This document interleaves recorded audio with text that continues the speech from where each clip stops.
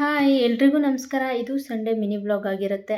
ಇದು fish fry recipe. ಇದನ್ನು ಮಾಡೋದಕ್ಕೆ ನಾನಿಲ್ಲಿ ಮೊದಲಿಗೆ ಫಿಶ್ ವಾಶ್ ಮಾಡಿ ಇಟ್ಕೊಂಡಿದ್ದೀನಿ.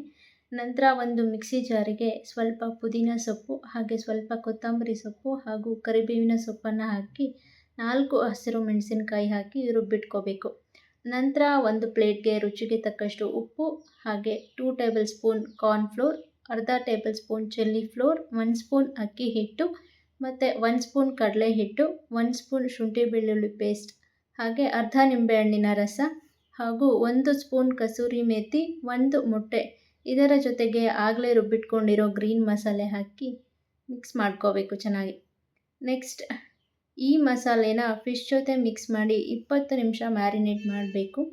ನಂತರ ಒಂದು ಪ್ಯಾನ್ಗೆ ಎಣ್ಣೆ ಹಾಕಿ ಅದಕ್ಕೆ ಸ್ವಲ್ಪ ಕರಿಬೇವಿನ ಸೊಪ್ಪು ಹಾಕ್ಕೊಂಡು ಅದಕ್ಕೆ ಮ್ಯಾರಿನೇಟ್ ಮಾಡಿಟ್ಟಿರೋ ಫಿಶ್ನ ಲೋ ಫ್ಲೇಮಲ್ಲೇ ಎರಡೂ ಸೈಡ್ ಫ್ರೈ ಮಾಡಿಕೊಂಡ್ರೆ ಟೇಸ್ಟಿಯಾಗಿರೋ ಫಿಶ್ ಫ್ರೈ ರೆಡಿ. ಇದು ನಿಮಗೂ ಇಷ್ಟ ಆಗಿದ್ದರೆ ನೀವು ಒಂದ್ಸರಿ ಟ್ರೈ ಮಾಡಿ ಹೇಗಿತ್ತು ಅಂತ ತಿಳಿಸಿ.